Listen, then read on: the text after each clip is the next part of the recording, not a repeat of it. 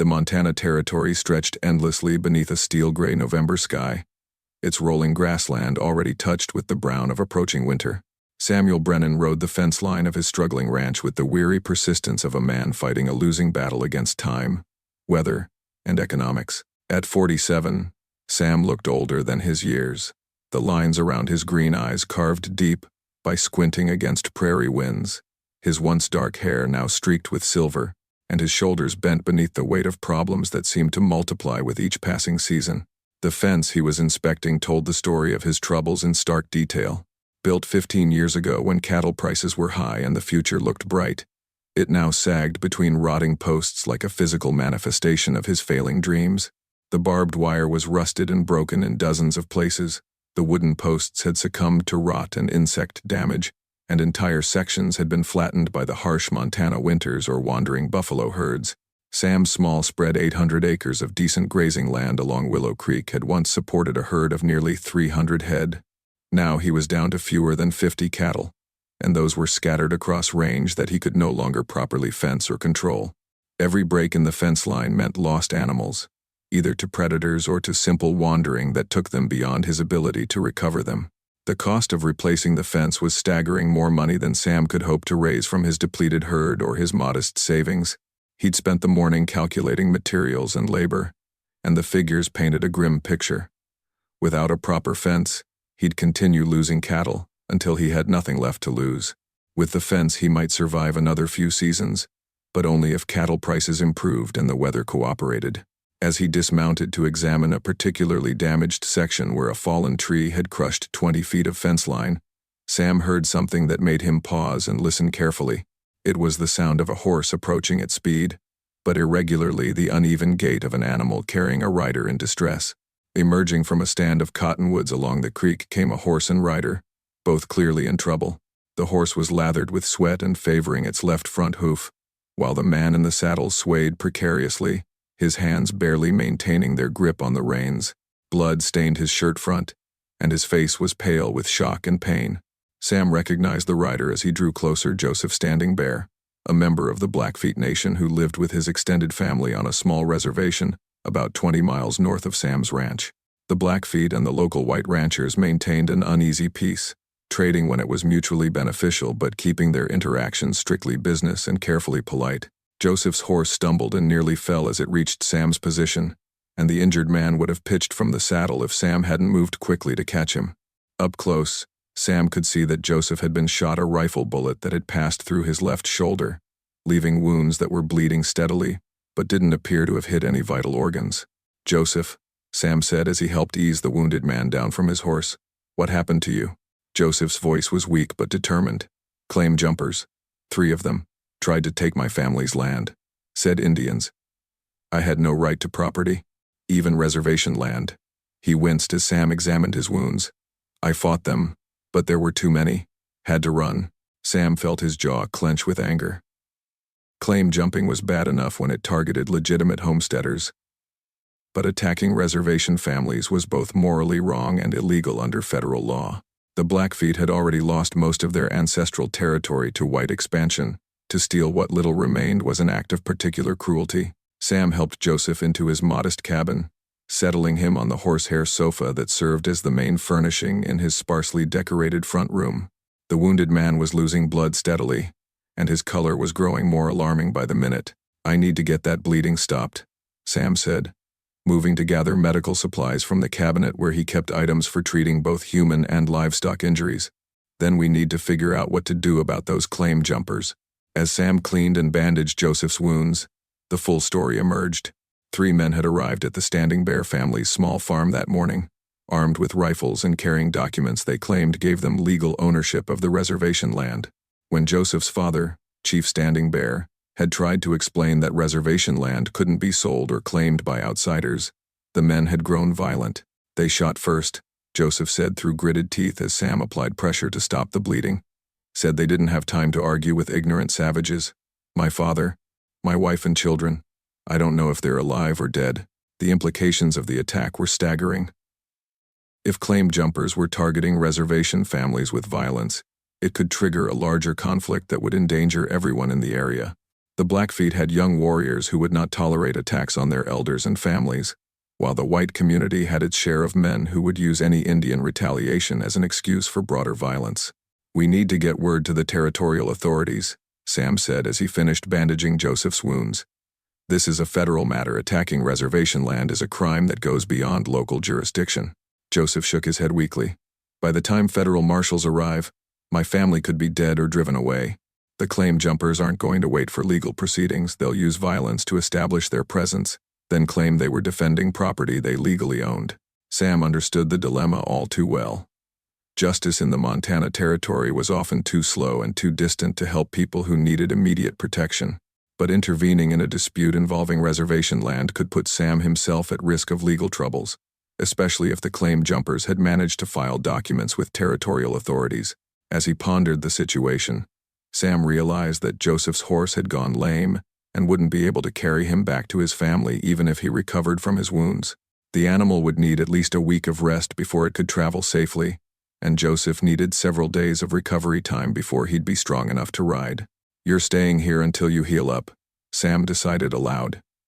"Your horse needs rest, and you need time for those wounds to close properly. Meanwhile, I'll ride over and check on your family, see what the situation looks like." Joseph's eyes widened with gratitude and concern. "Sam, you don't understand the danger. These men are killers. They shot me without warning or provocation.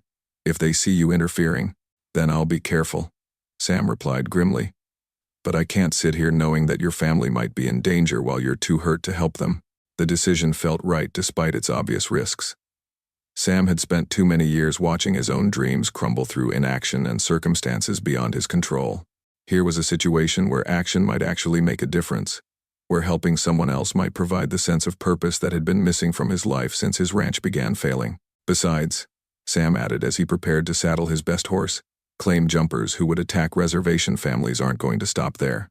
If they succeed in driving out your people, they'll start looking at other isolated properties. My ranch could be next on their list. The ride to the Standing Bear family property took Sam through country he knew well but had never seen with such awareness of its vulnerability. The scattered homesteads and small ranches that dotted the landscape suddenly looked isolated and defenseless, potential targets for anyone willing to use violence to acquire land. As he approached the reservation boundary, Sam began to see signs of the morning's violence. Smoke rose from what had been a small barn, and he could make out the dark shapes of scattered livestock in the distance, animals that should have been contained in corrals but were now wandering freely across the prairie. The Standing Bear family compound consisted of a modest log house, several outbuildings, and carefully maintained corrals that showed the kind of attention to detail that marked successful farmers regardless of their race. Or rather, it had been well maintained until this morning. Now Sam could see the deliberate destruction that the claim jumpers had inflicted. Fences had been cut and trampled, buildings had been damaged by gunfire, and the family's few remaining possessions were scattered across the yard as if the attackers had been searching for something valuable. But most importantly, Sam could see people moving around the damaged buildings. The Standing Bear family had survived the attack, though they were clearly in distress. As Sam rode closer, he was met by two young Blackfeet men who appeared with rifles ready, their faces grim with suspicion and anger. Sam recognized them as Joseph's younger brothers, Thomas and David, and he raised his hands to show peaceful intentions. "I'm Sam Brennan," he called out. "Joseph's hurt, but he's alive. He's resting at my place, and he sent me to check on your family." The tension in the young men's faces eased slightly, but their weapons remained ready. "How do we know you're telling the truth?" Thomas asked. "How do we know you're not working with the men who did this?" Before Sam could answer, an older voice called out from the damaged house. "Let him approach, Thomas. If he meant harm, he would have brought others with him." Chief Standing Bear emerged from his home, and Sam was shocked by the change in the dignified elder he'd met occasionally at trading gatherings. The chief's face bore bruises from a beating. His clothing was torn and blood-stained, and he moved like a man whose ribs had been damaged by kicks or rifle butts. "Chief," Sam said as he dismounted, "I'm sorry to see what they did here. Joseph managed to get away, but he's wounded. He's safe at my ranch for now." Chief Standing Bear nodded slowly, his dark eyes assessing Sam with the careful attention of a man who'd learned to read character quickly and accurately. "You took in my wounded son without knowing whether it would bring you trouble. That speaks well of your honor." "Any decent man would have done the same," Sam replied, though he wasn't entirely sure that was true in the current climate of racial tension. The chief's wife, Mary Standing Bear, appeared in the doorway of their damaged home, and Sam could see that she too had been roughed up by their attackers. Behind her, several small children peered out with the wide-eyed look of youngsters who'd witnessed violence beyond their understanding. They said we had 1 week to leave, Chief Standing Bear explained as Sam surveyed the damage to their property. They claimed to have legal documents giving them ownership of our land, though they wouldn't let us examine the papers. When I explained that reservation land cannot be sold or claimed by outsiders, they became violent. Sam examined the scattered paperwork that littered the yard, most of it damaged by the morning's violence. What he could read appeared to be standard territorial land claims, but they bore recent dates and involved property that had been reservation land for over a decade. These documents are fraudulent, Sam said after studying what remained legible. Even if the territorial government wanted to sell reservation land, which would require federal approval, these claims weren't filed through proper channels. David Standing Bear, the youngest of Joseph's brothers, spoke up with barely controlled anger. Legal or not, they have guns and we have families to protect. If they come back with more men, what are we supposed to do? It was a question that went to the heart of the dilemma facing many frontier communities. The law was often too distant to provide immediate protection, while self-defense could easily escalate into conflicts that endangered everyone involved. You're not facing this alone, Sam said, making a decision that would commit him to more than he'd originally planned. I'm going to help you rebuild what they destroyed and prepare for their return. The next week transformed Sam's understanding of what community could mean. Working alongside the Standing Bear family to repair the damage inflicted by the claim jumpers, he discovered that Chief Standing Bear commanded resources and knowledge that had been invisible to the white community. The Blackfeet Reservation wasn't just a collection of isolated families struggling to survive on marginal land. It was a network of skilled craftsmen, experienced farmers, and resourceful problem solvers who had adapted traditional knowledge to frontier conditions. Within days of Sam's offer to help, the Standing Bear compound was swarming with volunteers who brought tools, materials, and expertise to the reconstruction effort. My people understand the value of mutual assistance, Chief Standing Bear explained as they watched teams of workers repair buildings, fences, and corrals with efficiency that amazed Sam. When one family faces trouble, all families face trouble. When one family prospers, all families benefit. Sam found himself learning construction techniques that were more sophisticated than anything he'd encountered during his years of solitary ranching. The Blackfeet workers approached each repair project with a level of planning and coordination that maximized both quality and efficiency. More importantly, he discovered that his own struggling ranch had not gone unnoticed by his Blackfeet neighbors. Chief Standing Bear had been aware of Sam's fence problems, his declining cattle herd, and his financial difficulties long before the claim jumper incident had brought them together. We have been watching the white ranchers in this area, the chief admitted, as they shared an evening meal of venison and wild rice around the rebuilt fire pit behind the Standing Bear house. Most of them see us as obstacles to be removed or enemies to be feared. But you have always traded fairly, never cheated our people, never spoken with disrespect about our ways.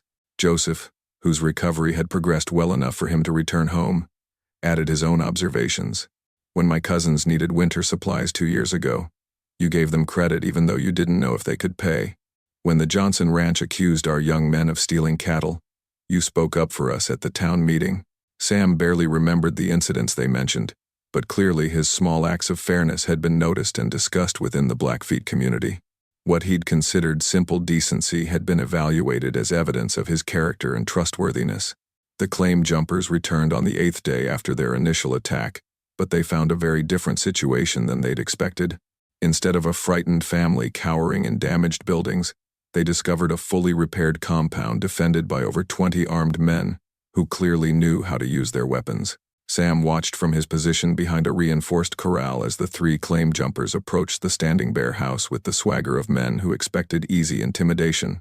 Their confidence evaporated when they realized they were outnumbered and outgunned by people who weren't going to be frightened into abandoning their homes. The leader of the claim jumpers, a man named Pike who Sam recognized from saloons in the nearest town, called out with less authority than he'd probably intended. We gave you people a week to clear out. Time's up. Chief Standing Bear emerged from his house with the dignity that marked all his public appearances. This is reservation land, protected by federal law and treaty. You have no legal claim here. and your presence constitutes criminal trespassing." Pike's response was to draw his pistol, but before he could aim it, he found himself facing rifle barrels from multiple directions.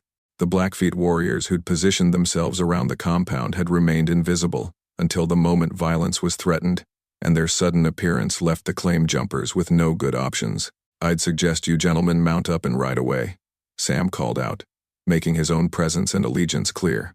"You're outnumbered, outgunned, and completely in the wrong. Leave now, and nobody has to get hurt." The standoff lasted only minutes, but it established principles that would influence relationships in the area for years to come. Faced with organized resistance instead of isolated targets, the claim jumpers backed down and rode away, muttering threats but clearly understanding that their scheme had failed. More importantly, the incident demonstrated that cooperation between white ranchers and Blackfeet families was not only possible but potentially beneficial for everyone involved.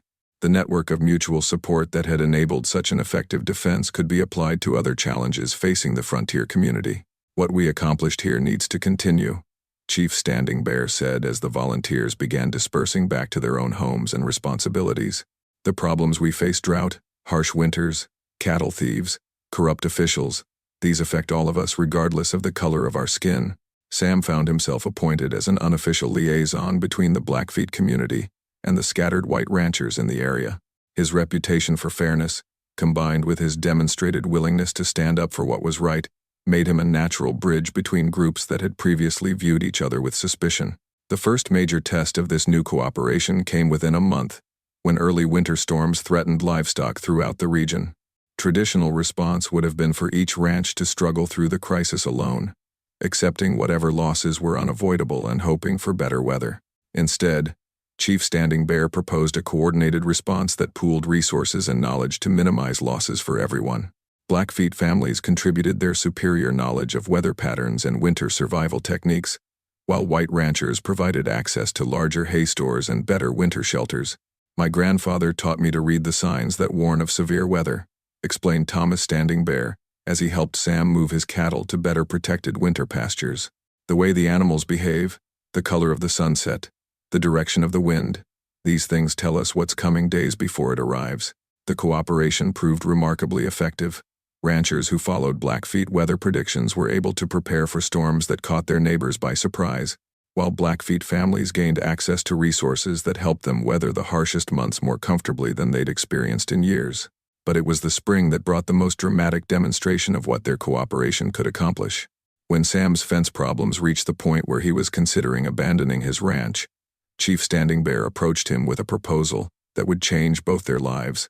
"Your fence needs to be completely rebuilt," the chief observed as they rode Sam's property line, examining the extent of the damage and deterioration. "The cost in materials and labor would bankrupt you if you tried to hire the work done in town." Sam nodded glumly. He'd reached the same conclusion and was preparing to sell what remained of his cattle and look for work as a hired hand on someone else's ranch. "But," Chief Standing Bear continued, "you have something more valuable than money. You have proved yourself to be a man of honor who helps others without thought of personal gain. Such men deserve help in return." What the chief proposed was unprecedented in the area's history: a coordinated effort by the entire Blackfeet community to rebuild Sam's ranch fence in exchange for ongoing cooperation and mutual assistance. The labor would be provided free, with materials purchased through a combination of Sam's limited resources and contributions from Blackfeet families who would benefit from having a reliable ally in the white ranching community. The fence building project began in late April, as soon as the ground thawed enough for post-hole digging.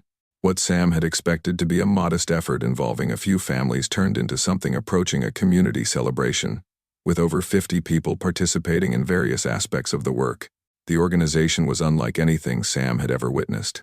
Chief Standing Bear had divided the 8-mile fence line into sections, with teams assigned to each segment based on their specific skills and the terrain they would be working. Post-hole diggers worked ahead of the fence builders, while teams of women and children prepared meals and maintained supplies. "In our tradition," explained Mary Standing Bear as she supervised the cooking operations that kept the workers fed, "no one person should bear burdens that can be shared by the community. When we help you rebuild your fence, we strengthen the bonds that protect all our families." The quality of the work exceeded anything Sam could have afforded to hire. The Blackfeet workers approached fence construction with the same attention to detail they brought to their own projects, using techniques that combined traditional knowledge with practical innovations developed through years of frontier living. Posts were set deeper and more carefully aligned than Sam's original fence. The wire was stretched with precise tension and secured with methods that would resist both weather and the pressure of large animals. Gates were built with hardware that would last for decades, and the entire fence line was designed to be maintained by one person without requiring major reconstruction. "This fence will outlast you," joked Joseph Standing Bear, as they worked together to stretch wire across a particularly challenging section of rolling terrain. "Your grandchildren will still be using it when they're old and gray." But the fence building was just the beginning of the transformation taking place on Sam's property. The Blackfeet workers had noticed other problems with his operation and began addressing them as part of the overall project. Wells were deepened and improved, corrals were reinforced and expanded, and buildings received repairs that had been beyond Sam's individual capabilities. More importantly, Sam found himself learning ranching techniques that were far more sophisticated than his previous methods. Blackfeet knowledge of grass management, water conservation, and livestock handling had been developed over generations of living in harmony with the land, rather than simply exploiting its resources. White men too often think that owning land means conquering it. Chief Standing Bear observed as he showed Sam how to rotate his cattle through different pastures to maintain grass health. But land that is conquered eventually rebels. Land that is partnered with provides abundance for many generations. The transformation of Sam's ranch attracted attention from throughout the region. Other white ranchers, initially suspicious of the cooperation between Sam and the Blackfeet community, began to take notice when his operation showed dramatic improvement, while theirs continued to struggle with the same old problems. Some of the attention was positive. Ranchers who were willing to set aside their prejudices began asking questions about the techniques being used and expressing interest in similar cooperative arrangements. The success of Sam's fence project became a model that other communities could follow. But not all the attention was welcome. There were white settlers in the area who viewed cooperation with Indians as a form of betrayal, regardless of its practical benefits. These critics began spreading rumors that Sam was in league with hostile tribes and might be providing weapons or information that could be used against white settlers. The tensions came to a head when a delegation from the territorial capital arrived to investigate reports of irregular relationships between white settlers and Indian tribes. The investigators were clearly expecting to find evidence of illegal activities that violated territorial policies regarding Indian relations. The territorial investigation team, led by Inspector Charles Whitman, arrived at Sam's ranch on a hot July morning to find a property that bore no resemblance to their preconceptions about frontier homesteads. Instead of the ramshackle operation they'd expected, they discovered a well-maintained spread with professional quality fencing, excellent facilities, and clear evidence of prosperity. "Mr. Brennan," Inspector Whitman announced as he dismounted from his horse, "we're here to investigate reports that you've been engaging in unauthorized cooperation with local Indian tribes. Some of your neighbors have expressed concerns about the nature of these relationships." Sam welcomed the investigators with the calm confidence of a man who had nothing to hide. "You're welcome to examine anything you'd like, Inspector. I'm proud of what we've accomplished here, and I'm happy to explain how it was done." The inspection tour that followed revealed the extent of the transformation that had taken place on Sam's property. The investigators were impressed despite their expectations, particularly when they saw the quality of construction that had been achieved through cooperative labor. "This fence work is superior to anything we've seen in the territory," admitted Deputy Inspector Morrison, who had experience evaluating frontier construction projects. "The posts are set to withstand severe weather. The wire work is professionally executed, and the gates are built to last for decades." Chief Standing Bear, who had anticipated the investigation and prepared for it carefully, arrived with several tribal elders to explain the Blackfeet perspective on their cooperation with Sam. The chief's dignity and obvious intelligence made it difficult for the investigators to maintain their preconceptions about Indian capabilities and motivations. "We helped Mr. Brennan rebuild his fence because he proved himself to be a man of honor," the chief explained with the careful formality that marked his interactions with territorial officials. "When our people were attacked by claim jumpers, he risked his own safety to help us. Such actions deserve recognition and reward." Inspector Whitman's questioning revealed that he'd been expecting to find evidence of illegal arms trading or violations of territorial policies that restricted interactions between whites and Indians. Instead, He found a model of cooperation that was improving conditions for everyone involved while respecting all applicable laws and regulations. "I have to admit," Whitman said as the investigation concluded, "this is not what we expected to find. The improvements to your property are obvious, and the relationships you've established appear to benefit everyone involved without violating any territorial statutes." The official report that resulted from the investigation became a model for territorial policy regarding white Indian cooperation. Instead of condemning Sam's activities, the territorial government held them up as an example of how different communities could work together for mutual benefit.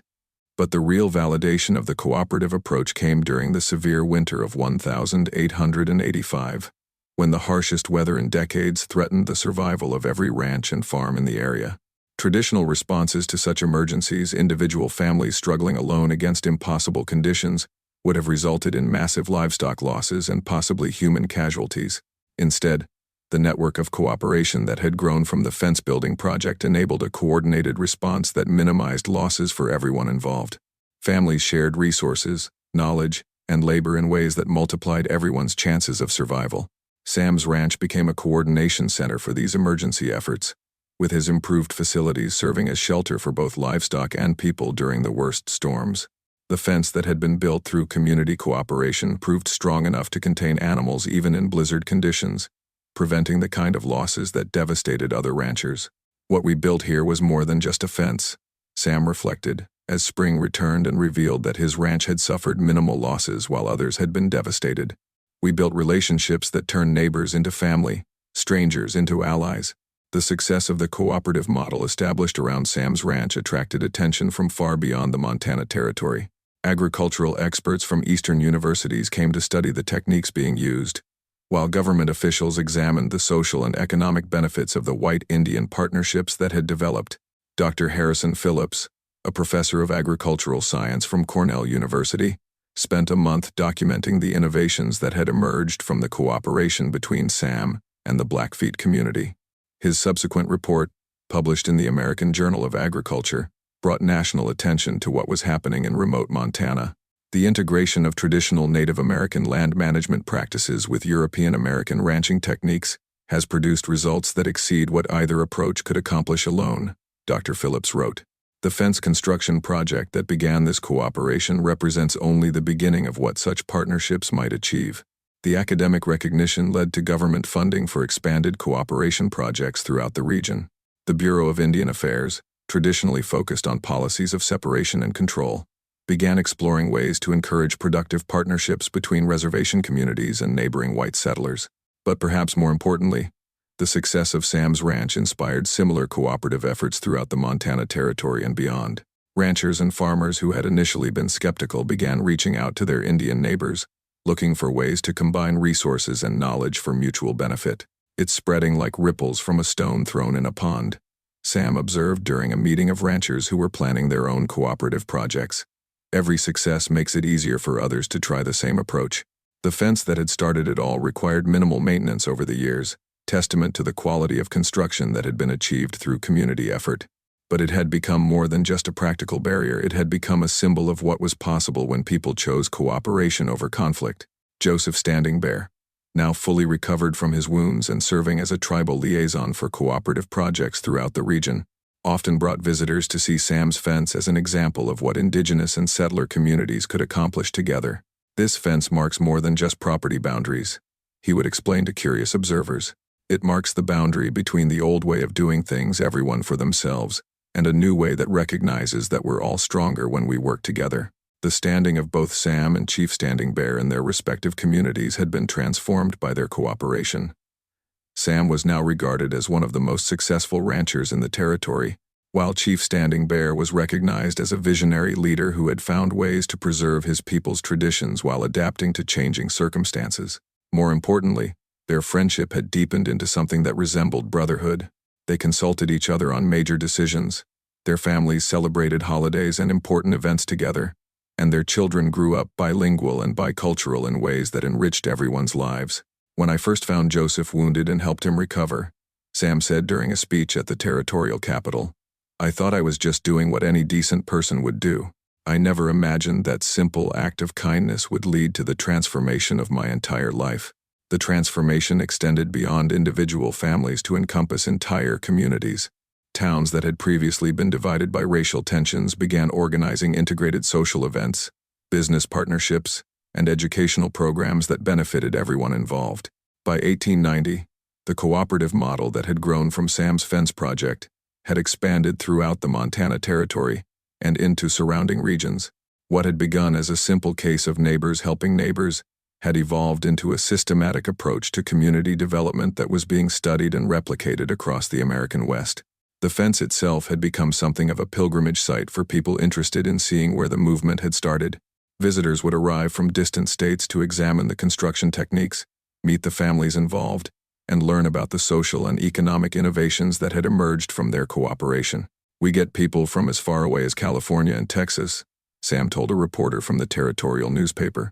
"They come expecting to see some kind of miracle, but what they find is just common sense people working together to solve problems that none of them could handle alone." The original fence-building project had expanded into a comprehensive economic partnership between Sam and the Standing Bear extended family.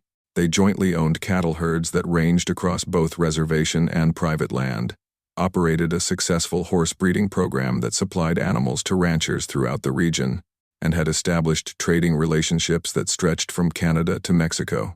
Chief Standing Bear had become one of the most influential voices in territorial politics, consulted by officials on issues ranging from Indian policy to agricultural development. His combination of traditional wisdom and practical innovation had earned respect from people who might otherwise have dismissed Native American perspectives. "My grandfather taught me to think 7 generations into the future," the chief explained during a speech to the territorial legislature.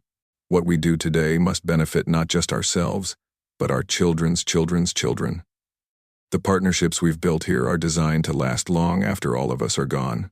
The success of their cooperation had attracted investment from Eastern businesses interested in the innovative ranching techniques being developed.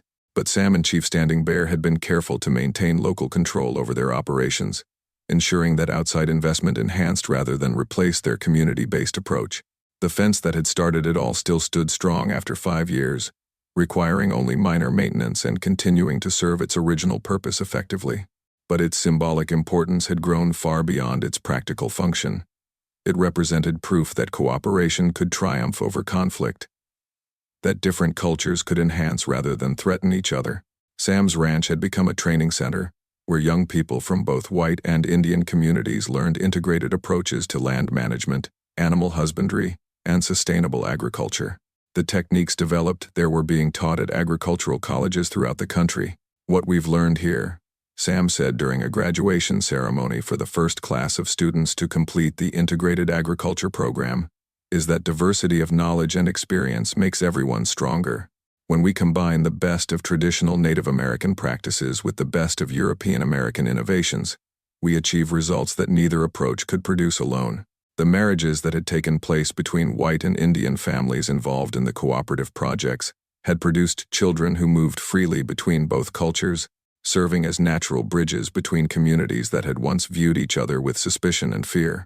Sophia Brennan Standing Bear, Sam's adopted daughter who had married Joseph Standing Bear's eldest son, exemplified the possibilities that such cultural integration could create. Fluent in English, Blackfeet, and Spanish, she had become a successful negotiator who helped establish cooperative projects throughout the West. "The fence my father helped build wasn't just made of wood and wire," she explained to audiences who came to learn about the cooperative model. "It was made of trust, respect, and the recognition that we all have something valuable to contribute to our shared community."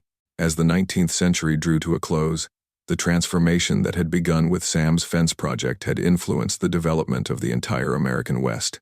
The cooperative model pioneered in Montana had been adapted to different conditions and communities from Oregon to Texas, proving that the principles of mutual assistance and cultural integration could work in various circumstances. Sam, now in his 60s and recognized as one of the territory's most successful ranchers, often reflected on the chain of events that had transformed his life so completely. The failing ranch he'd been ready to abandon had become one of the most prosperous operations in the region. But more importantly, the isolation and despair he'd felt had been replaced by a sense of belonging and purpose that gave meaning to every day. "When I found Joseph wounded and helped him recover, I was just trying to do the right thing," Sam said during an interview with a writer documenting the history of the cooperative movement. "I never imagined that one act of kindness would lead to rebuilding not just my fence, but my entire life." The fence itself, now 15 years old, continued to serve its original purpose while bearing witness to all the changes it had made possible. Children who had grown up playing along its borders were now adults with families of their own, carrying forward the lessons of cooperation and mutual respect that had defined their childhood experiences. Chief Standing Bear, despite being well into his 70s, remained active in promoting cooperative projects throughout the region. His combination of traditional wisdom and practical innovation had made him one of the most respected leaders in the territory, consulted by officials and business leaders who valued his insights. "The fence that Sam and my people built together represents more than property boundaries," the chief said during his final major speech before retiring from public life. "It represents the boundary between the old way where different peoples feared and fought each other, and the new way where different peoples learn from each other and grow stronger together." The economic success of the cooperative model had been documented by government economists who found that communities practicing integrated development showed higher per capita incomes, better resource conservation, and greater social stability than communities that maintained rigid separation between different ethnic groups. But the statistics couldn't capture the human dimension of what had been accomplished. Families that might have been enemies had become extended relatives, children grew up bilingual and bicultural, and communities that had once been divided by suspicion and fear had become models of harmony and prosperity. The fence-building skills that had been developed during the original project had evolved into a comprehensive approach to construction and land management that was being taught at technical schools throughout the country. Young people who learned these techniques found ready employment as the American West continued to develop and expand. More importantly, the social skills that had been developed, the ability to work across cultural boundaries, to combine different knowledge traditions, and to build consensus among diverse communities, had created a generation of leaders who were transforming the character of the American frontier. When Sam died peacefully in his sleep at the age of 78, his funeral was attended by over 1,000 people representing dozens of different communities and cultural backgrounds. The eulogy was delivered jointly by Chief Standing Bear's son and Sam's adopted daughter, symbolizing the integrated community that had grown from their father's friendship. "He taught us that a fence can be more than a barrier," they said in their shared tribute. "When built with the right intentions and the right partnerships, a fence can become a foundation for community, a symbol of cooperation, and a legacy that enriches the lives of generations yet to come." The fence itself outlived Sam by many decades, requiring only occasional maintenance while continuing to serve ranchers who carried on the cooperative traditions he'd helped establish. But its true monument was the network of relationships and institutions that had grown from that first act of kindness to a wounded man. The Sam Brennan Institute for Cooperative Agriculture, established at the Territorial University, became the leading center for research into integrated farming and ranching techniques. Students from around the world came to study methods that combined indigenous knowledge with modern technology, creating sustainable approaches to land use that benefited both people and the environment. Chief Standing Bear lived to be 91, spending his final years as a revered elder whose stories of the fence project became part of the oral tradition passed down through Blackfeet families. His great-grandchildren grew up hearing about the white rancher who had risked his life to help a wounded Indian and had been repaid with friendship that transformed an entire territory. The cooperative model that had grown from their partnership influenced American policy toward Native Americans, providing evidence that integration and mutual respect produced better results than policies of separation and control. Government officials who visited the Montana cooperative communities found thriving economies and stable social structures that contradicted prevailing assumptions about white Indian relations. "What we accomplished here proves that the American dream is big enough for everyone," wrote Dr. Phillips in his final report on the Montana cooperatives. "When different communities work together instead of competing against each other, everyone prospers." The fence that started it all may have been made of wood and wire, but it was built with hope, maintained with trust, and strengthened by the recognition that we all have something valuable to contribute. Modern visitors to the site where Sam's ranch once stood can still see remnants of the famous fence, though most of the original structures have been replaced by newer developments. A historical marker tells the story of the partnership that began there, But the real monument is the continued prosperity of communities throughout the region that still practice the cooperative principles pioneered by a struggling rancher and a grateful clan. Local schools teach the story as part of their curriculum about Montana history, emphasizing the lessons about kindness, cooperation, and the power of building bridges instead of walls. Children learn that one person's willingness to help a stranger in need created ripples of positive change that continue to influence their communities today. And sometimes, on quiet evenings when the Montana wind whispers through the grass that grows where Sam's fence once stood, old-timers say you can still hear the sounds of the great fence-building project, the ring of hammers on posts, the voices of workers calling to each other in multiple languages, and the laughter of children playing along the boundary lines that had become symbols of unity instead of division. The brotherhood of rails that began with one rancher's compassion had proven that the strongest fences aren't built to keep people apart, but to bring them together in common purpose. Sam Brennan's legacy lived on not in the wood and wire that had long since returned to the earth, but in the relationships, institutions, and communities that continued to thrive because one man had chosen to help a wounded stranger, and that stranger's people had chosen to repay kindness with kindness multiplied beyond measure. In the end, the fence that Joseph Standing Bear's clan rebuilt for Sam Brennan became a metaphor for something much larger than property boundaries. It represented the possibility that different peoples could build something together that was stronger and more beautiful than anything they could create alone, proving that sometimes the most important fences are the ones that connect rather than divide, that welcome rather than exclude, and that stand as monuments to the human capacity for cooperation in the face of seemingly impossible odds.